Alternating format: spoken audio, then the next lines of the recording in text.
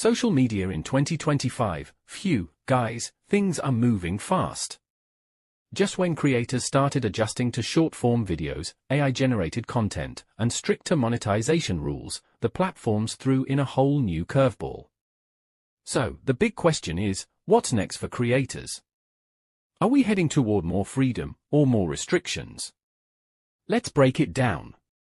First off, let's talk about the shifts we've already seen. In 2024, platforms like TikTok, Instagram, and YouTube doubled down on AI tools, auto-captioning, content suggestions, even AI co-hosts. And here in 2025, we're seeing something bigger, algorithm-driven personalization at a whole new level. That means every creator's content is being filtered, reshaped, and served to people who the algorithm believes should see it. On one hand, this is great, it gives small creators a chance to go viral overnight. But on the flip side, it also makes visibility unpredictable. One month you're riding high, the next month you're buried under new rules and changes. Think about YouTube Shorts, for example. Some creators grew millions of followers in under a year, but others complained that their long-form videos started losing traction. So it's like, do you chase trends, or do you stay true to your style? That's the challenge in 2025. Now let's talk money, because let's be honest, that's what a lot of creators are worried about right now. In 2025, monetization is more fragmented than ever. Sure, ad revenue is still there, but platforms are pushing harder toward subscriptions, tipping, and direct fan support. For example, Facebook rolled out stricter eligibility requirements for payouts, while TikTok has been experimenting with exclusive fan clubs where your superfans pay a monthly fee to access behind-the-scenes content. But here's the catch, these new features often benefit mid to large creators more than the beginners. Smaller creators sometimes struggle to get even a trickle of support unless they've already built a community. So I want to throw this question out to you guys, do you think platforms should prioritize smaller creators with fairer payout systems, or is it survival of the fittest in this digital world? Drop your thoughts in the comments, I really want to hear what you think. Another big piece of the puzzle is AI. Love it or hate it, AI is now officially part of the creator economy.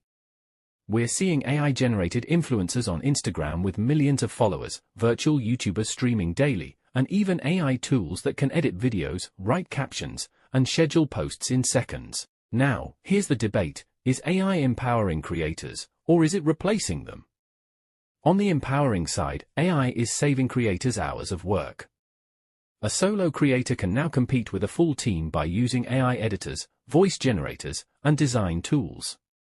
On the replacement side, brands are starting to ask, why pay a human creator when an AI avatar can produce flawless content 24/7?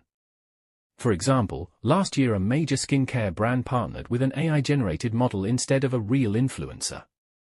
That sparked a lot of conversation. Some people said, well, it's efficient. Others said, this takes opportunities away from real creators who actually live and breathe the product. So again, let me ask you, would you personally follow an AI influencer if you knew they weren't real? Or do you think authenticity still wins? And speaking of authenticity, that brings me to the next big trend for 2025, the growing demand for realness in a world that feels more and more artificial. Now, here's the thing, while AI and algorithms are running wild, people are craving realness. In fact, one of the fastest growing hashtags across platforms this year has been #NoFilter2025. And that says something. Creators who show behind-the-scenes struggles, real conversations, and unpolished moments are connecting deeper with audiences. Think about TikTok creators who just grab their phone, no edits, no fancy transitions, yet they pull millions of views simply because people feel like they're talking to a friend, not watching a show. Even YouTube has noticed this trend. They've been testing new tools that make community posts and direct fan interaction more visible on your channel homepage. It's less about how many followers you have and more about how strong your connection is with them.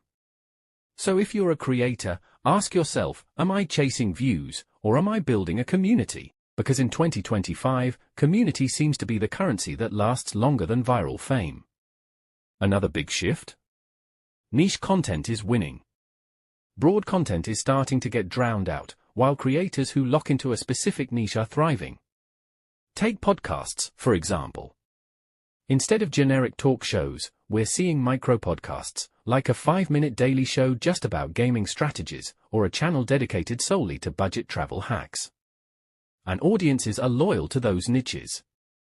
It's the same on YouTube and Instagram. A creator who focuses purely on, say, eco-friendly tech reviews may not have the biggest following, but their audience is hyper-engaged, and that means better monetization opportunities. Brands love that kind of focus. So here's a thought: is 2025 the year where creators stop trying to appeal to everyone, and instead go all in on their niche? What do you think? Now, let's look a little further ahead, because social media in 2025 isn't just about videos and posts anymore. Immersive platforms are making big moves. Meta, for example, is still pushing its metaverse vision, but now we're seeing more practical uses. Imagine attending a virtual concert by your favorite creator in VR, or hanging out in a 3D community space where creators host live Q&As. It sounds futuristic, but it's already happening.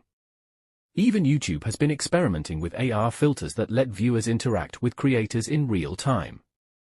And gaming platforms like Roblox and Fortnite?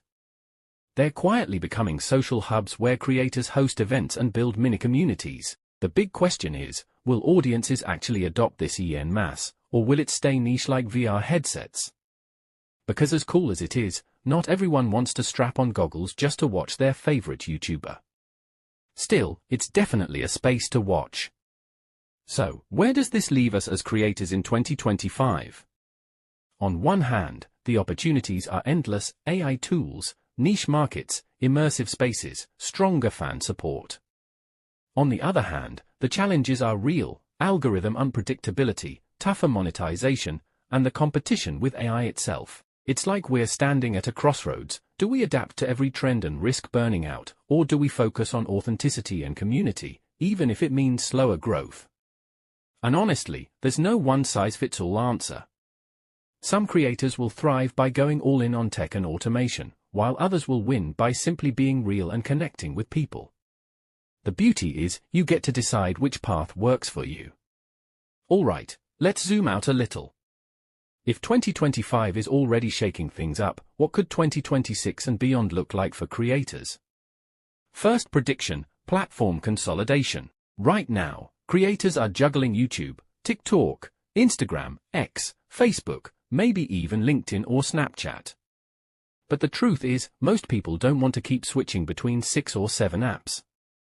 So, some experts believe we'll see platforms merging features until only 2 or 3 major players dominate.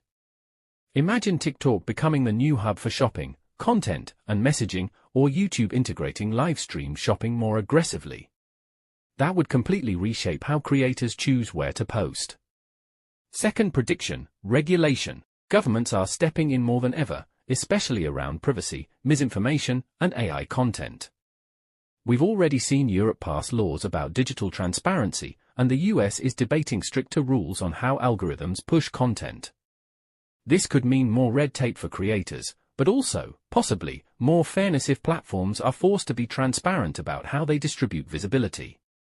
And third prediction: creator-owned platforms. Some influencers are tired of playing by the rules of big tech. That's why platforms like Patreon, Substack, and even personal apps are gaining traction. In the next few years, we could see creators building their own spaces where they fully control content, audience data, and monetization.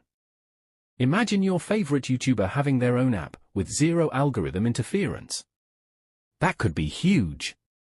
Another thing I see happening is the rise of microtransactions. Instead of just ad revenue or monthly subscriptions, platforms are introducing quick, one-click support options, like buying a digital sticker, dropping micro tips, or unlocking a special effect during a live stream for just a few cents. It may sound small, but when you multiply that by thousands of viewers, it adds up. Twitch and TikTok Live already proved this works. And don't forget NFTs and digital collectibles. While the hype cooled off in 2023, in 2026 we might see a revival, not as speculative assets but as fan-driven memorabilia. Think about it: owning a limited edition digital clip from your favorite creator, or a unique AR filter that only certain fans get access to. That kind of thing builds community and income. But here's the twist, as things get more high-tech, the human element becomes more valuable. People can already get AI-generated news updates or entertainment on demand. But what they can't replicate is the personal connection of a real human saying, "Hey, I see you. Thanks for being here." I predict that by 2026, the creators who win will be the ones who balance automation with authenticity. You'll use AI to save time, yes, but you'll still show up as yourself in ways no machine can replace. To put it simply, tech will get you discovered, but your humanity will keep people around. So here's where I'll leave you guys for now. Social media in 2025 has already changed the game, but looking into 2026 and beyond, we're heading into a world where lines between tech and reality, platforms and creators, humans and AI, all start to blur. And the big question is, will creators adapt and thrive, or will the system adapt to replace them? I'd love to hear your thoughts. If you're a creator, how do you see yourself evolving in the next few years? And if you're a viewer, what kind of content do you actually want more of in this new era? Okay, so we've talked about the big picture, AI, monetization, immersive platforms, and future predictions. But let's get practical. If you're a creator watching this in 2025, what should you actually do right now to stay ahead? Tip 1. Diversify your platforms. Don't put all your eggs in one basket. We've seen it too many times. A creator goes all in on TikTok, then suddenly the algorithm shifts, or worse, government bans are debated. If that's your only platform, you're in trouble. Spread your presence, YouTube for long form, TikTok or Instagram for short form, maybe even a newsletter or podcast for your most loyal fans. Tip 2. Own your audience. Relying 100% on platforms means you don't truly own your connection with your followers. That's why smart creators are building email lists, Discord communities, or even private membership groups. That way, no matter what happens with algorithms or monetization, you've got direct access to your community. Tip 3. Balance trends with identity. Yes, jumping on viral sounds, challenges, or formats can get you views, but if your audience doesn't know who you are behind all that, you'll burn out fast. Use trends as tools, but make sure your voice and brand identity stay consistent. Tip 4. Experiment with AI, but don't lose yourself. AI can edit your videos, generate captions, or even help brainstorm content ideas. But here's the trick, use it to assist your creativity, not replace it. Your audience can usually tell when something feels robotic. Remember, the human touch is your superpower. Tip 5. Engage, don't just broadcast. In 2025, creators who reply to comments, host Q&As, or run polls build stronger fan loyalty than those who just upload and disappear.